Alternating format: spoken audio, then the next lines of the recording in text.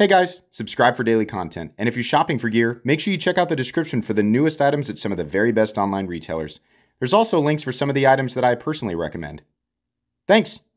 What's going on YouTube? Metal Complex here, and today I've got a very interesting knife review / knife overview to share with you guys. This is the Maxace Hephaestus. This is a knife that I refer to as a great knife. This is really something that we haven't seen before in the knife world. And I know people will say, oh, I've seen knives like that. This is a pretty massively overbuilt knife, and that's an understatement, especially when I get into what's actually going on here with this knife. Previously, we've had overbuilt knives, like in the sense of, you know, kind of just like everything's thick, right? Like thick scales, thick blade, etc. We've had those. We have knives like cold steel folding knives, right? They're pretty big and robust, but they're also very utilitarian in the sense that they're ground usually really well. You know, the locking system especially is one that yields real world, you know, capabilities. It's not just thick and big and heavy, right? In either of those categories, sometimes it's hit or miss when it comes to manufacturing quality, but that's kind of, you know, the two ends of the field that we have had so far. With this knife, we have, yeah, everything's very robust. I'm going to give you the dimensions here in a sec, but everything about this knife is massively robust. We have a locking system that is so insanely ridiculous in terms of solidity and strength. I know cold steel fans are on the edge of their seat right now.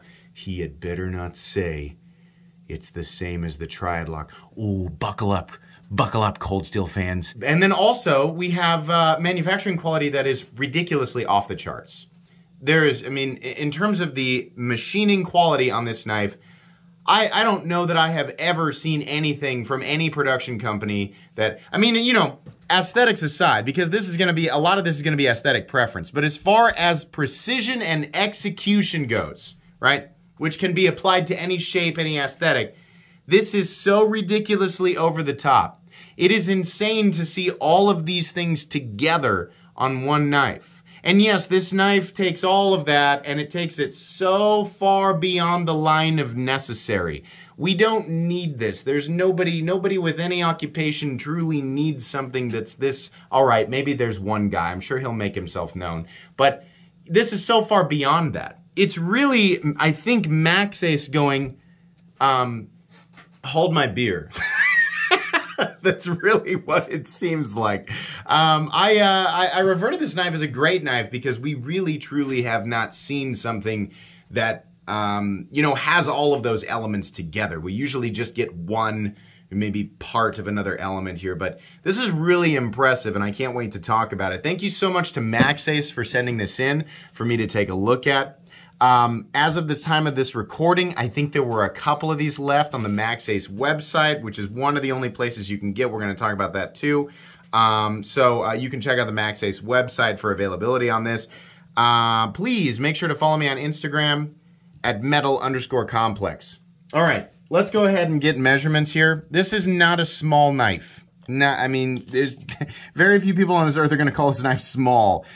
This is 9.5 inches overall. The blade is coming in at a solid 4 1/4. We're going to the middle right here. The cutting edge is coming in at about, yeah, it's like 4 1/16, maybe right at, just a hair over 4. This is a big knife, right? How about some size comparisons up against the Ontario Rat Model 1? There we go, put that into perspective. And the Ontario Rat Model 2. Yeah, it's big, right? Let's go ahead and put it up against the Spyderco PM2 and the Spyderco Para 3. Still big, right?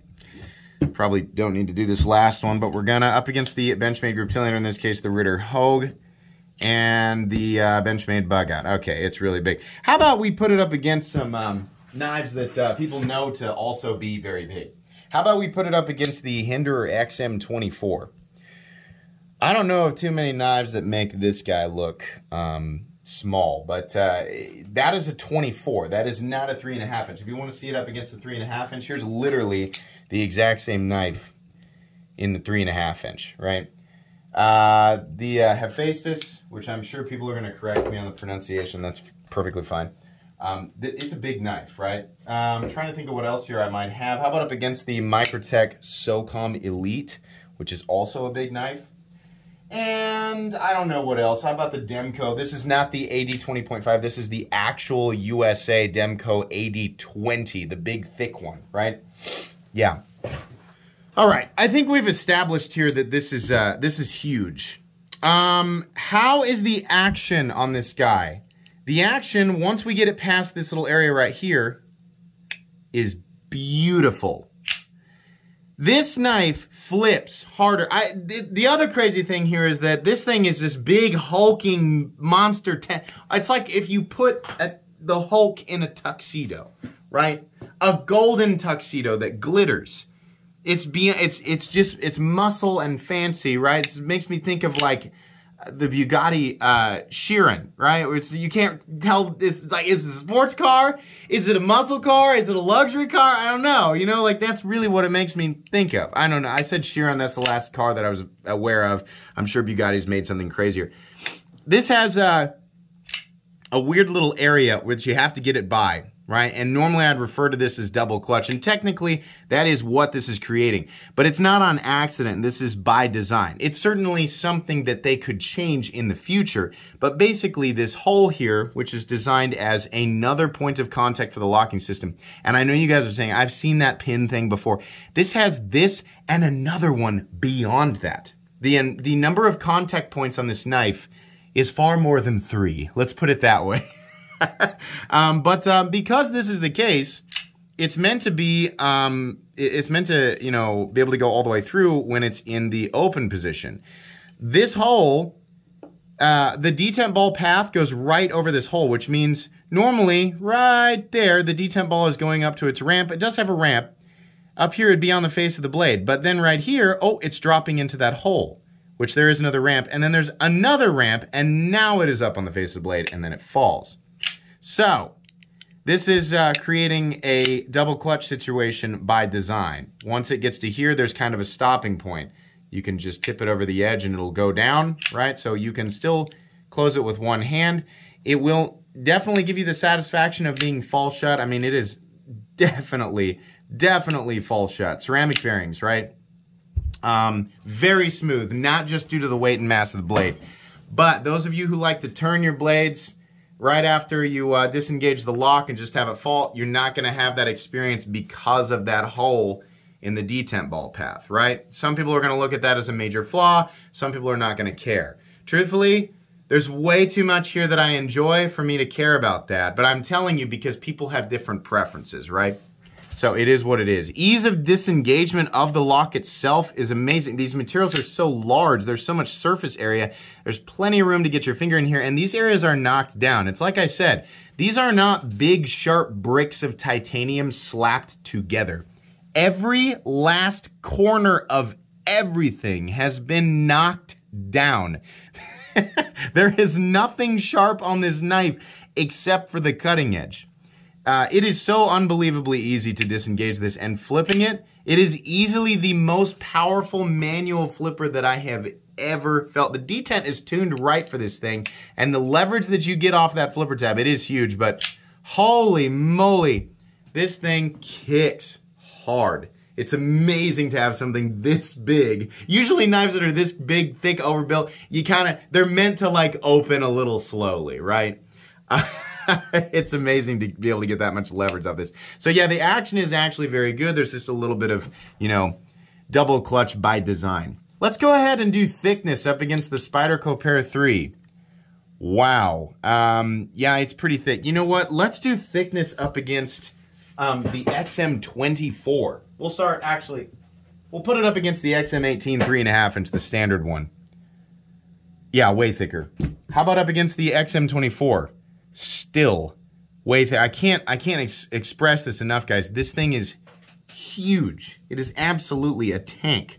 Length and height up against the Para 3 and the PM2. Yeah, you know, I think this might be a little bit of a problem in the pocket for some people. This is gonna be big, right? I don't care who you are. If you really love overbuilt knives, and let's say you're just used to carrying the Praetorian tie, you know what? Maybe this won't be so weird for you. for the vast majority, for everybody else watching, if you really want to carry this, it's probably going to be a little bit of a problem. This is a huge knife. It's gigantic. Let's go ahead and weigh it. I'm going to grab the scale here real quick. There we go. It's always hiding. Materials. We are looking at, in this case, titanium with titanium. And by the way, it is not milled out on the inside at all. It's just solid titanium. And then the blade we are looking at, you can see right there, M390. So the weight, 10.76 ounces. I bet most of you saw that coming, right? Let's measure the blade stock. Point of reference, it's hard to get to stand up because there's a little bit of radiusing on the backspacer. The Praetorian tie, which people sort of automatically have crowned the thickest pocket knife ever, and it's not. The blade stock on that guy comes in at 1/4 inch on the Praetorian tie, not the T. The T comes in at about 185 thousandths. The tie comes in at about 1/4 inch. This is very nearly 1/4 inch. This is very nearly the same. The thickness of the scales combined with these little inlays, it definitely becomes thick. This is way thicker than, I'm just trying to use knives that people might be familiar with that are thick. The Medford 187, right? It's going to be very similar to like the Marauder. If we're talking, you know, versus other massively thick knives, it's very similar to that Riot T1000 prototype that I handled. It's still not as thick as the PMP Beast or Alpha Beast especially. Those knives are still a little bit thicker, but that's kind of, you know, that's one of those knives that's kind of, it's just really, really thick. There's not a lot of like truly overbuilt utilitarian elements about it, right? So yeah, this is it's a really aggressively overbuilt knife. If we're just, you know, if we're going to isolate it down to like just robustness of materials. Let's do a hardware check. I'm going to get out my tools. As per usual, my tools are very inexpensive and very recommendable. You can find them right down in the section of my description that talks about the tools I use on this channel. I believe the pivot is a T10. Let's check here. Yeah, it is a T10. The rest of these screws, save for a couple that are holding the backspacer in, there's a lot of screws in this guy. The rest of these, I believe, that's T6, are going to be T8, which is really good. I mean, that's kind of the minimum that I expect on something like this. I think it would have been cooler to do everything huge, like do T10 body screws and a T15 pivot, right? The screw here is T8, the studs and the stops are T8. It's just a couple of screws holding in the backspacer. I think just one on each side that's going to be a T6, and possibly the hidden screw holding in the pocket clip. A lot of screws, but at least they are large. Still, though, the construction of this is very simple. Another thing I want to point out, Maxace is one of those companies that sends you a bag of it. They literally sent every other... The only thing they didn't send was an extra set of bearings, which, okay, but literally everything else. They even send you a new lock bar insert. If your lock bar somehow wears out on this, you have another one, right? That's like 50 years by itself. Maybe not that much, but it's crazy, right? Thank you. I appreciate that, Maxace. It's very cool. So yeah. The hardware is not minimal, but it should still, despite this looking really complicated and having a lot of screws, it's actually going to be pretty simple to take apart if you need to. I think that's it. Should we get into the meat and potatoes here? Yeah. Wow. This is a thing to hold. This is a thing where there is no way, right? Just by looking at it through the rectangle, right? This here. There is no way anybody, you know, the contrast between watching a video like this and actually handling it. I would venture to guess that 999.5 out of 1,000 people watching a video and then immediately going and handling it afterwards would go, oh, what? Like the reaction is going to be some type of like, oh my God, like just kind of heavy breathing and whoa, because it's really just bizarre. I mean, I remember, knowing what Maxace usually does and handling things from Maxace, when they go full send. I remember thinking, like, I have an idea of how big this. I was not ready for this. This thing is way bigger in person. It has so much presence. It is ridiculous.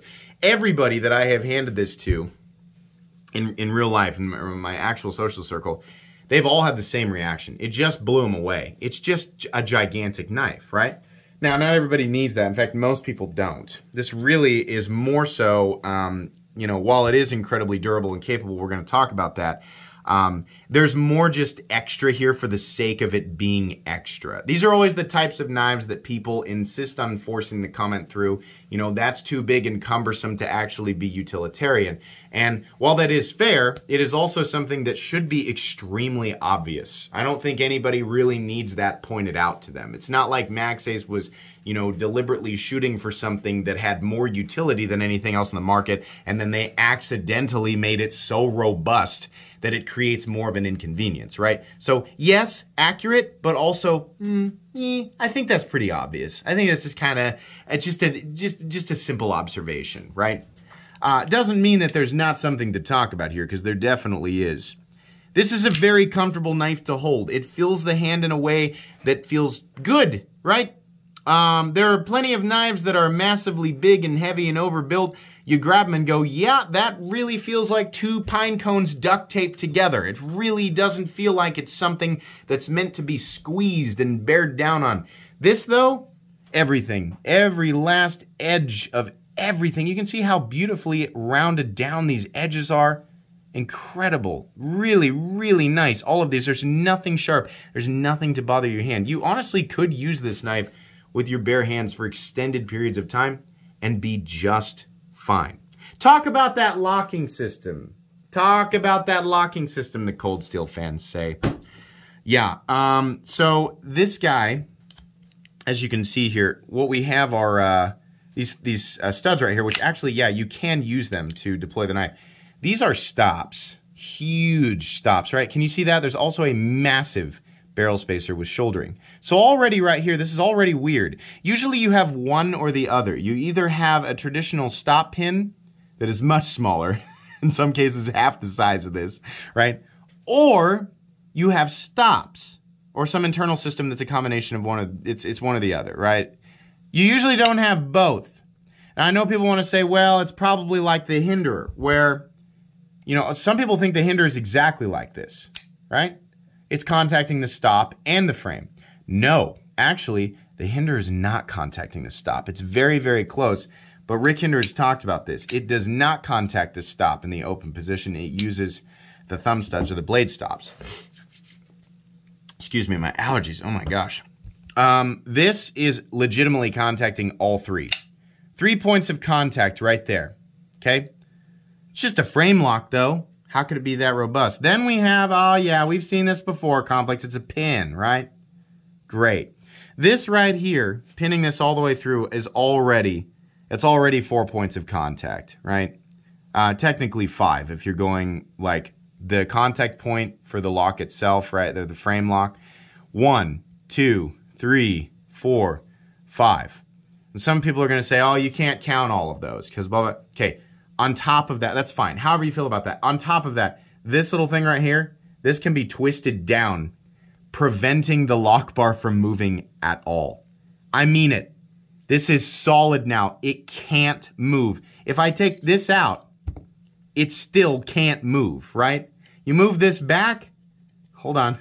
You screw this back so that the lock bar can move and you put this pin in, right?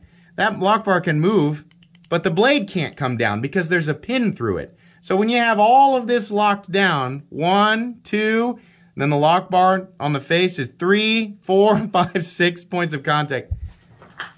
You'll break every part of that knife before you break anything remotely close to the pivot area. Is it theoretically stronger than the triad lock? Yeah. I mean, if just going by the logic of how the triad lock was designed, right? The different points of contact. Yes, right? On top of that, we have blade dimensions that are ridiculous. It would take a lot to actually break that blade. Now, the more important question is, Does anyone need that? No. In fact, it's as I've argued a million times, it doesn't really matter if we create, 50 locks that are stronger than the triad lock. Nobody ever really needed the triad lock in the first place. That lock is overkill, right? That's for people who are doing things with their knives that should never be done with knives, right? We already have other tools for. So we don't really need it, but it's cool, right? It's neat when we have those incredible elements of strength in our knives. It's fun. It's an interesting, conversation point of topic. I think I've said too many things there. You get it, right? Now, the downside, the thing that people are going to point out is, well, yeah, that's a lot. So you got to carry this thing with you, and you got to, you don't have to. You could just use this. This has a hole in it. If you really wanted to, you could put it on your keys, right? But the truth is you really don't need that. The truth is that if you really wanted to carry this, you really don't need those extra 2 locks. You can just use this as a regular frame lock, and it's already more robust than a generic frame lock. It's already above that, right? It has the 2 stops on the outside, and it has the massive stop pin, right? And then you just have a regular frame. Most regular frame locks with 1 stop pin are plenty capable for day-to-day use, and even some extra, right? If you're going to put a little extra into it, right? I'm not saying prying buildings up off their foundations or prying the door off of a tank, because that's not a knife task, right?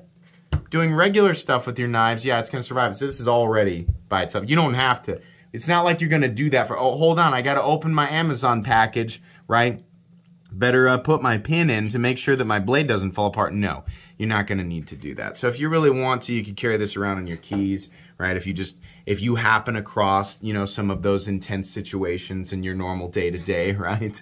Oh, I need to remove the flatbed from this 1-ton pickup. It's a good thing I've got my Maxace Hephaestus with me with the pin lock and the disc lock thing, right? Because otherwise, how would we be able to do this?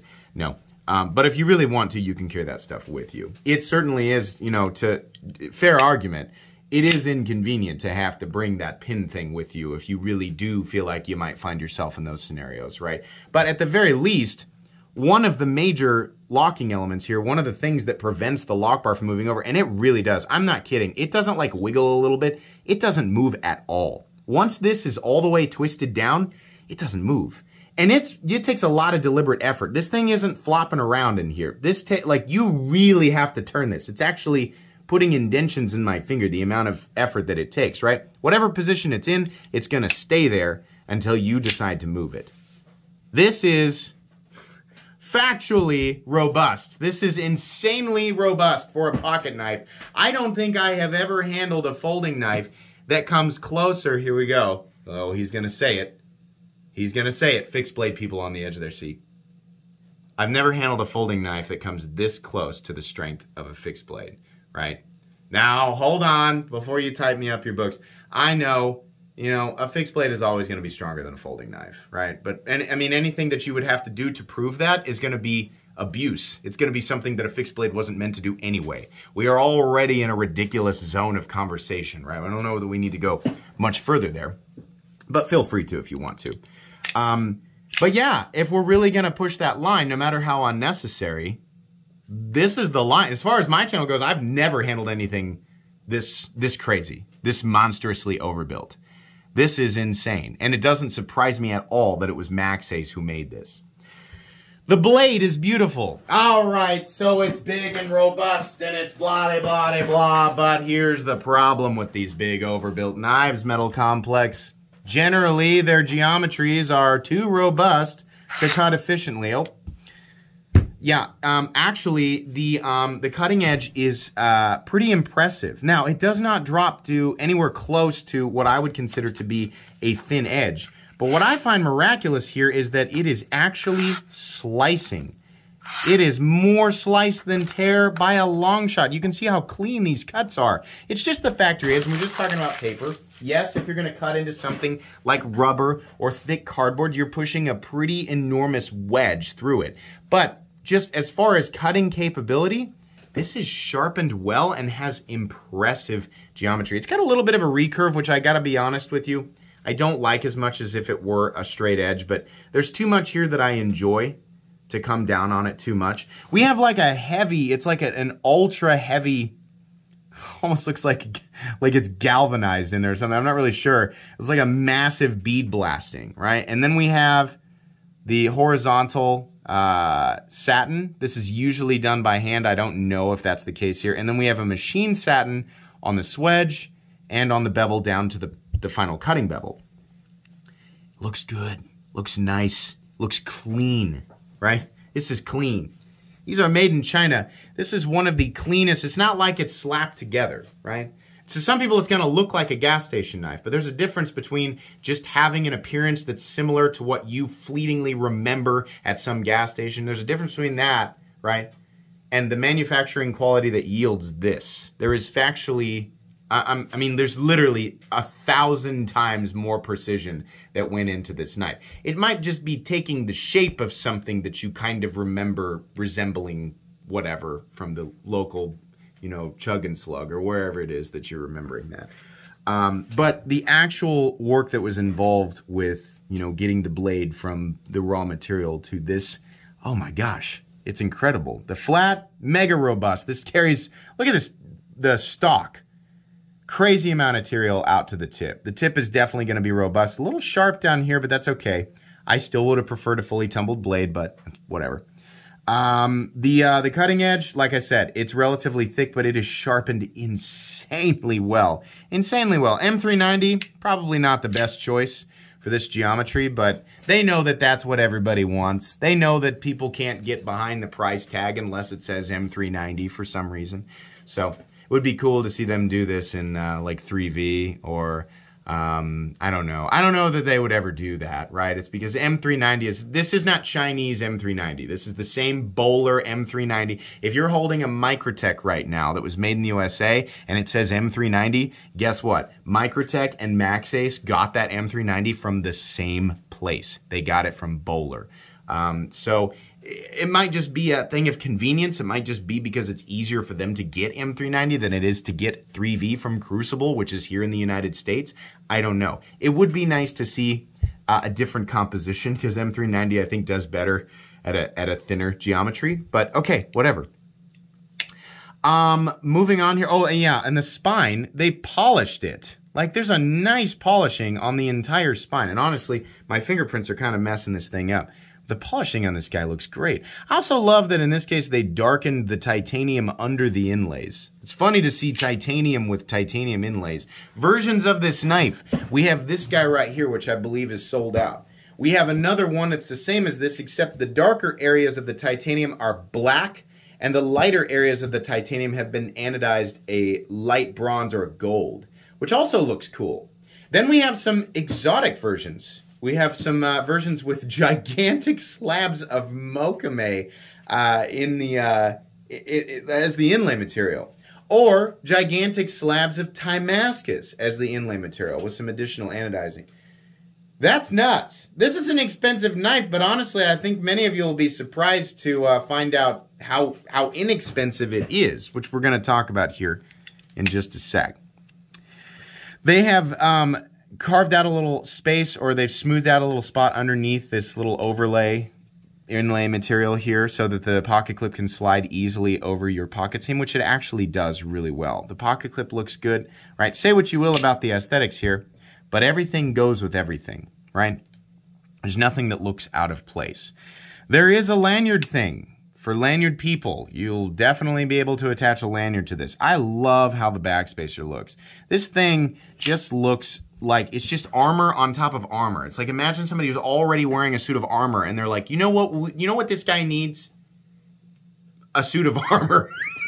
Like that's what it looks like. You know, it's just crazy. It's like the Iron Man suit when it transforms and a bunch of pieces come out of the sky and make it a bigger Iron Man. That's what it makes me think of. It's just ridiculous. This does not have an option for left-handed mounting of the pocket clip, so sorry lefties, this is basically a right-hand only knife. You don't have to worry about touching the blade because the backspacer is basically the entire length of the blade. Now, you would think that this would throw the balance off, but the truth is that they still managed to balance this knife right behind the pivot because the blade is so heavy. So even with all of this titanium and an enormous backspacer, it's still fairly well balanced. Yeah. I'm sure this goes without saying, but I'm going to go ahead and say it. There is not a single hint of blade play. It's almost like the knife is laughing at me while I'm trying to see if the blade is going to wiggle, right? It's not. And I have none of the extra locking systems engaged. There's no hint, right? There's no lock stick. There's definitely no pivot lash. This thing is crazy smooth other than the area where it's the detent ball is trying to pass over that hole. At least they did add ramps to both sides of it, right? The detent, God, that's just beautiful. And then imagine that the blade is centered. Now, I think probably just from a little bit of messing around with it over time, it's come off just a teeny tiny little bit. Let me see if I can give it a quick turn and get that blade to come perfectly centered. That's usually the case. I mean, it doesn't surprise me with something that's this big that the pivot would just slowly back out a little bit. Yeah, there was a little bit there.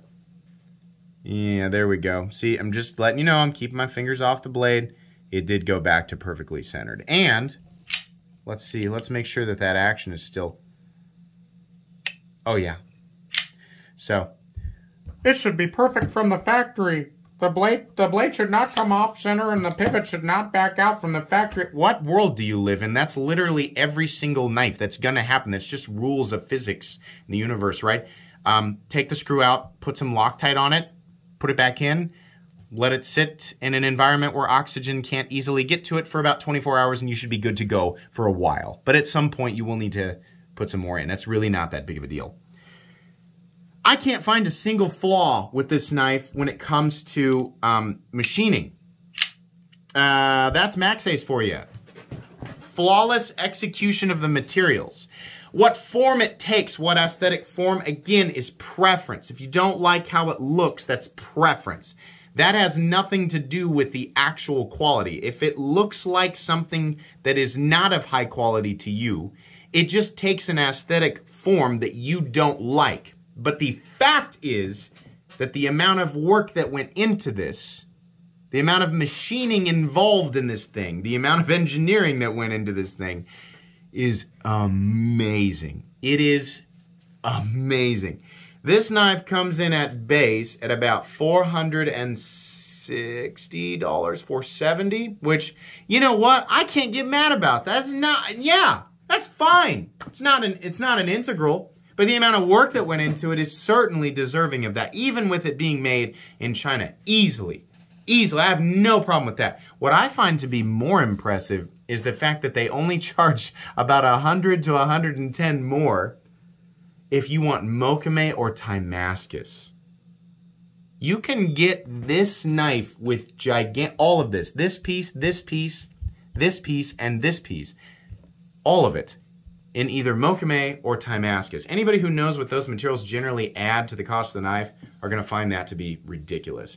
The highest priced version of this knife comes in at $580. No, you don't get any added benefit and utility when you buy exotic materials, but holy crap. This is unreal, guys. You know, not everybody needs a knife. In fact, barely anybody needs a knife of this magnitude, I think is the right word.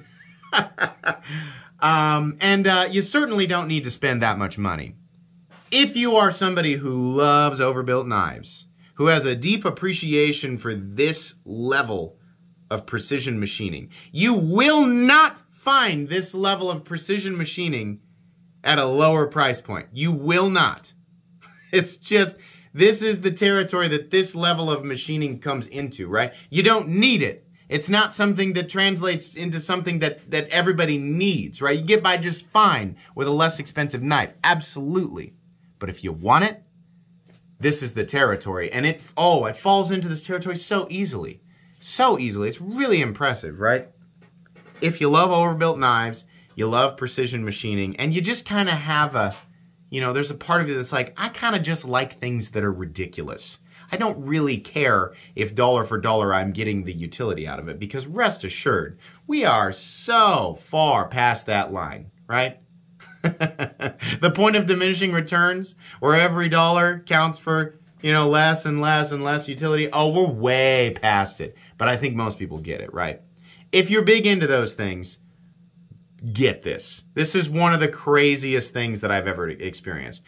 But the truth is, the vast majority of people, no, I can't really recommend this to you because it, you know, you have to like really want one or both of those things.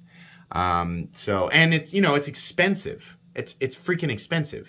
It's still, even if it is like incredible for the price, $460, $470 is a lot of money.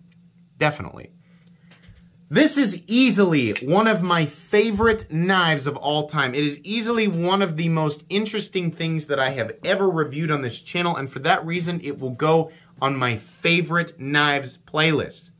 It will not go on my recommended knives playlist because I honestly just can't recommend it to everybody. It's just not a thing that everybody needs, right? It's not like the, you know, it's not like the Ontario Rat, Model 1 or 2. It's just not in the same category. It's just really fun. Long review, but I had a lot to say. Thank you again to Maxace. This will be staying in my permanent collection. I will not let this knife go. I absolutely love it. Please make sure to follow me on Instagram at metal_complex. If you enjoyed this video, leave a like. If you'd like to check out my other content, I do of course have lots of videos of knives that are either expensive or inexpensive that I do or don't like, so check those out. And if you enjoy all my content, go ahead and click on that Metal Complex logo right there and subscribe because there's definitely more coming. Thanks again for watching, everybody, and have a great day.